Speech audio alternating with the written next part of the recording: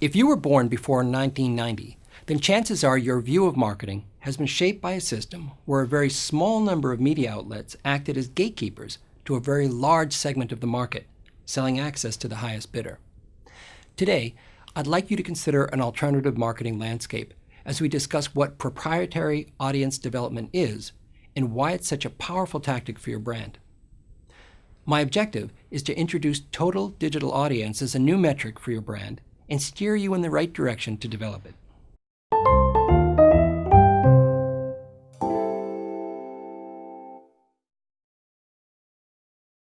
For marketers, audience refers to the people who your brand can communicate with at will. This isn't a new concept. Marketers have always needed an audience, but we never had to manage or make one ourselves. What did we do instead? We rented from companies who were experts in attracting and managing large audiences. These were the newspapers, radio stations, TV networks, magazine publishers, and email list providers. These different companies use content to attract and nurture mass audiences. Then they charge marketers huge sums to communicate with their audience in ridiculously tiny slivers of exposure, like one page in a magazine or 30 seconds of airtime. This, in turn, gave rise to the advertising industry, which developed an expertise at communicating within those ridiculously tiny slots. It also led to a mentality among marketers that marketing communication was an infrequent activity to be carefully controlled and doled out in teaspoons. This system has defined marketing thought for the past century, but it's never been an ideal setup for marketers or consumers. The high cost of mass media was passed on to consumers and was often beyond the means of small brands. But even large brands could only afford to communicate sparsely, and, of course, offline media limited brands to one-way communication. Also, brands had to comply with the publication schedule and terms, and many of these mass media audiences tended to be general and unspecified, meaning that most of the people who saw your message had no use for it. Most importantly, these audiences were non-proprietary, meaning competitors had equal access to them. With all these issues, you might wonder how the system remained in place so long. The media gatekeepers had three primary barriers of entry that were very effective. First, they had the means of production, like big printing presses and TV studios. Second, they had the means of distribution, like delivery trucks and radio towers. And third, they had the expertise in creating and publishing targeted content that attracted and retained a certain demographic. Today, all these traditional media channels are in steep decline. One of the main reasons has been the internet.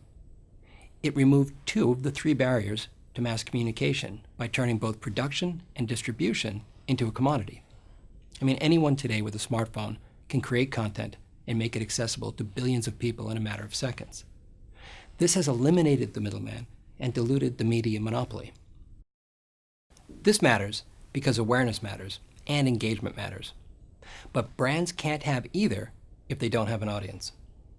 For the first time, brands have an option to the dysfunctional and expensive audience rental system. Today, brands can build their own proprietary audience and communicate what they want, as much as they want, whenever they want. Already, we're starting to see a correlation between audience size and category leadership.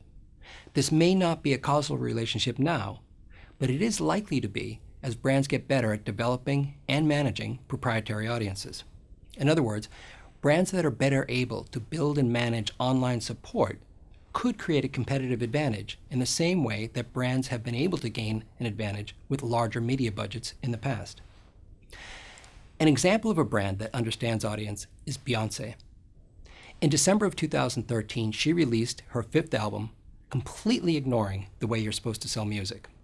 No advance notice, no paid advertising in Billboard or Rolling Stone, no slowly releasing singles from the album, no PR circus with magazine and radio interviews or TV appearances. Beyonce simply posted the cover of the album on Instagram with the caption, "Surprise." That was the extent of her promotional effort. One word on Instagram.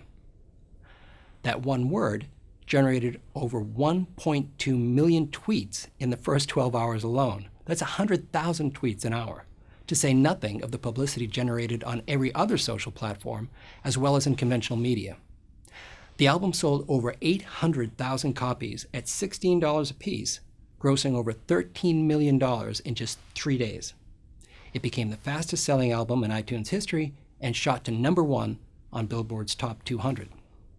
This is significant because she made a clean break from the marketing convention of her category, circumventing not only paid media channels, but also just about everyone else in the marketing food chain, and produced a far better business result. And remember, Beyonce was a latecomer to online networking sites. She set up her Facebook, Twitter, and Instagram accounts in 2011. Yet, if you look at them and at her website, you see a very well-managed platform that's groomed an audience approaching 100 million people. To compare, the circulation of Rolling Stone magazine in the US is just 1.2 million.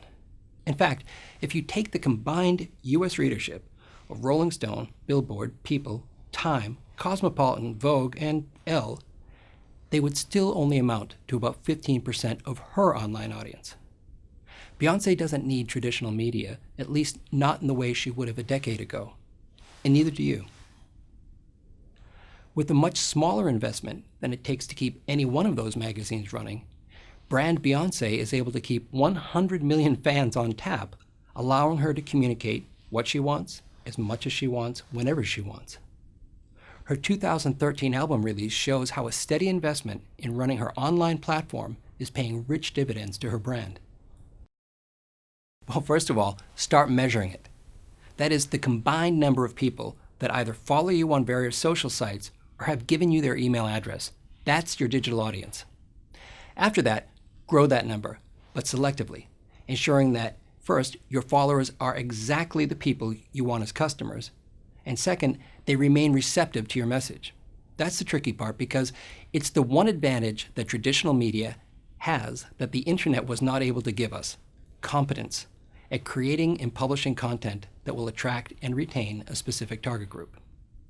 We all need to work on this, and publishers, editors, and producers from traditional media are probably our best teachers. So to sum up, it used to be that the brand with the biggest media budget had the most power. Today, it's the brand in your category with the biggest audience that's likely to have the most power. The internet may have broken the media monopoly by giving us the means to easily produce content and distribute it globally. But what most marketers still lack is expertise in creating the right type of content to build and maintain an engaged audience. That is marketing's new frontier, and a logical place to start if you want to develop a well-targeted and engaged online audience. And remember, use it or lose it.